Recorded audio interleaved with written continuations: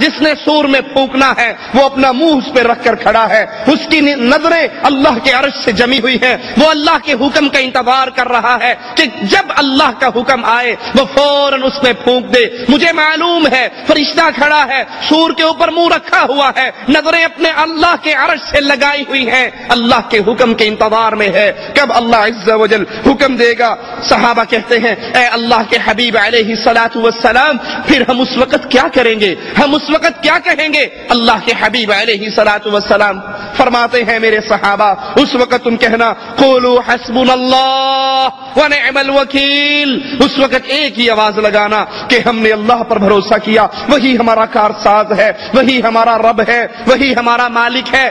اللہ عز و جل کے کلام کی ان آیات پہ غور کیجئے، وَنُفِخَ فِي الصُّورِ فَصَعِقَ مَن فِي السَّمَاوَاتِ وَمَن فِي الْأَرْضِ إِلَّا مَن شَاءَ اللَّهُ ثُمَّ نُفِخَ فِيهِ أُخْرَى فَإِذَا هُمْ قِيَامٌ يَنظُرُونَ۔ سور میں پھونک ماری جائے گی تو آسمان اور زمین میں جتنے ہیں وہ سب بے ہوش ہو کے گر جائیں گے سوائے ان کے جن کو اللہ عز و جل بچانا چاہے گا۔ پھر دوسری بار پھونک ماری جائے گی تو تمام لوگ کھڑے ہو کر دیکھنے لگیں گے۔ اس دن اللہ کے دربار میں پیشی ہوگی، اس دن اللہ کی عدالت میں حاضری ہوگی، اس دن اللہ کے سامنے پیشی ہوگی۔ لوگ انتظار کریں گے اپنے رب کا۔ صحابی رسول سے آقا علیہ السلام پوچھتے ہیں اس دن تیرا کیا حال ہوگا جس دن تجھے ایک اللہ کے لیے کھڑا کیا جائے گا؟ حالت کیا ہوگی؟ لا یأتی کا خبر من السماء، کوئی خبر نہیں آ رہی، کوئی اطلاع نہیں آ رہی، ساری انسانیت اور جن ایک میدان میں کھڑے ہیں اپنے اللہ کا انتظار کر رہے، صدیے اسی انتظار پہ بیت جائیں گی۔ ما ينظرون إلا صيحة واحدة تأخذهم وهم يخصمون فلا يستطيعون توصية ولا إلى أهلهم يرجعون ونفخ في الصور فإذا هم من الأجداث إلى ربهم ينسلون۔ یہ لوگ ایک چیخ کا انتظار کر رہے ہیں کہ وہ کب وہ چیخ بلند ہوگی جو انہیں اپنی گرفت میں لے لے گی، جب وہ آپس میں جھگڑ رہے ہوں گے۔ اس کے بعد پھر کوئی وصیت کرنا چاہے، پھر کوئی اللہ نام پہ کچھ دینا چاہے، پھر وہ اپنے مال کو بانٹنا چاہے، پھر وہ کسی کو کوئی پیغام دینا چاہے، پھر وہ کوئی نیکی کرنا چاہے، جب یہ چیخ ان کو اپنی گرفت میں لے لے گی پھر یہ کوئی وصیت نہیں کر سکیں گے اور نہ ہی اپنے گھر والوں کی طرف لوٹ سکیں گے، نہ یہ واپس جا سکیں گے، نہ اپنے بیوی بچوں میں جا سکیں گے۔ اس دن کیفیت کیا ہوگی کہ یہ انسان سور پھونکا جائے گا اور یہ سارے نکلیں گے، اپنی قبروں سے نکلیں گے اور اپنے رب کی طرف تیزی کے ساتھ چلیں گے۔ یہ دن اتنا شدید ہے لوگوں، یہ دن اتنا خطرناک ہے لوگوں، اس دن کوئی کسی کا ساتھی نہیں رہے گا، کوئی کسی سے پیار و محبت کرنے والا کسی کو یاد نہیں رکھے گا۔ صحیح مسلم میں ہے، ابن عمر رضی اللہ عنہما سے روایت ہے، فرماتے ہیں کہ رسول اللہ صلی اللہ علیہ وسلم کو میں نے یہ فرماتے ہوئے سنا کہ پھر سور پھونکا جائے گا، جو کوئی اس کی آواز سنے گا وہ اپنی گردن کو ایک طرف جھکا دے گا اور دوسری طرف اٹھا دے گا۔ سب سے پہلے جو شخص اس کی آواز سنے گا وہ ہوگا جو اپنے اونٹوں کو پانی پلانے کے حوض کو لیپ رہا ہوگا۔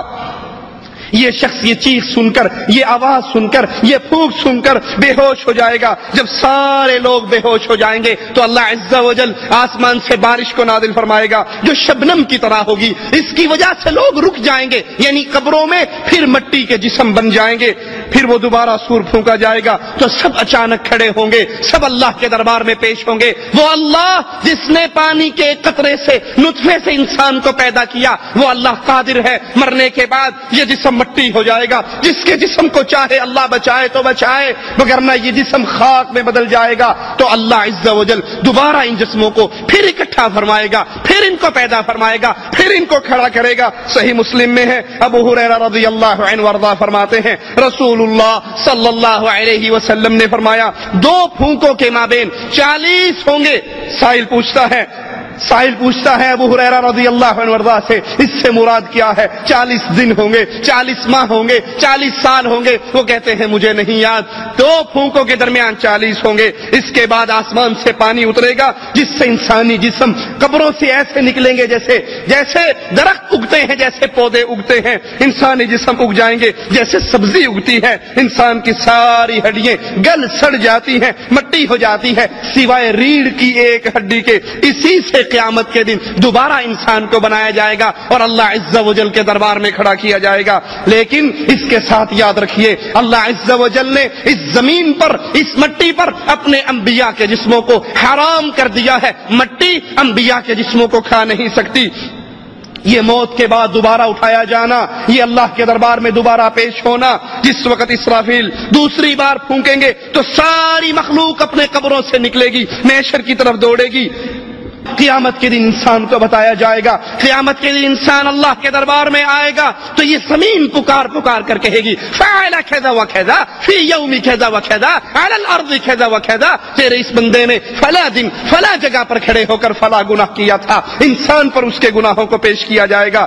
قرآن حکیم کے اس مقام پہ غور کیجئے، وَيَوْمَ نُسَيِّرُ الْجِبَالَ وَتَرَى الْأَرْضَ بَارِزَةً وَحَشَرْنَاهُمْ فَلَمْ نُغَادِرْ مِنْهُمْ أَحَدًا۔ قیامت کی وہ گھڑی اتنی شدید ہے، قیامت کے وہ دن اتنے شدید ہے، آج تم سنگلاخ پہاڑوں کو دیکھتے ہو جن کے ایک پتھر کو توڑنے کے لیے کبھی TNT بارود لگایا جاتا ہے، کبھی مشینیں لگائی جاتی ہیں، کبھی کوئی طریقہ ہے۔ قیامت کا دن ہوگا، یہ پہاڑ روئی کے گالوں کی طرح اڑتے پھریں گے۔ یہ پہاڑوں کو مالک کہتا ہے میں ان پہاڑوں کو چلاؤں گا اور آپ زمین کو ظاہر پائیں گے، ہم پھر سب کو اکٹھا کریں گے۔ اس دن کوئی نہیں بھاگ سکتا، اس دن کوئی فرار نہیں ہو سکتا، اس دن کوئی ایسی جا پناہ نہیں ہے جہاں انسان اللہ سے بچ کر وہاں پر چھپ جائے اور اللہ کے دربار میں پیشی نہ ہو۔ اس دن سب کو اللہ کے دربار میں پیش کیا جائے گا۔ آج جتنے مکر و فریب کرنے والے، ان سب کے مکر و فریب قیامت کے دن ختم ہو جائیں گے، جس دن اکیلا اکیلا آدمی اللہ کے دربار میں پیش ہوگا، تنے تنہا ہوگا، دائیں طرف دیکھے گا لا یرا الا اعمالہ،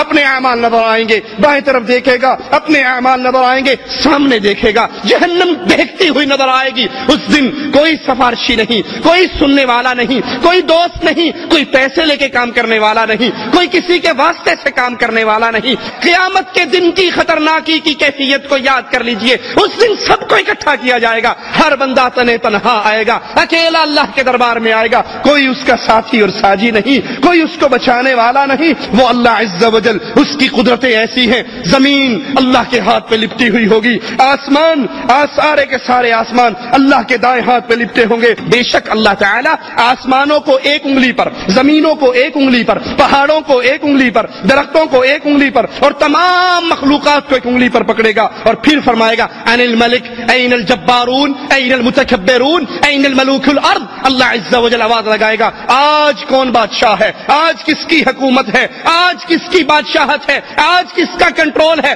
دنیا میں بننے والے وڈیرے کہاں ہیں، دنیا کے بادشاہ کہاں ہیں، دنیا کے اندر اپنی حکومت کرنے والے کہاں ہیں، آج کون ہے؟ رسول کریم صلی اللہ علیہ وسلم اس یہودی کی بات سن کر اس طرح ہنسے کہ آپ کے اگلے دانت ظاہر ہو گئے، اور پھر آپ نے قرآن حکیم کی اس آیت کو پڑھا وما قدر اللہ حق قدره والارض جميعا قبضته يوم القيامة والسماوات مطويات بيمينه سبحانه وتعالى عما يشركون۔ یہ اللہ کی شان ہے، یہ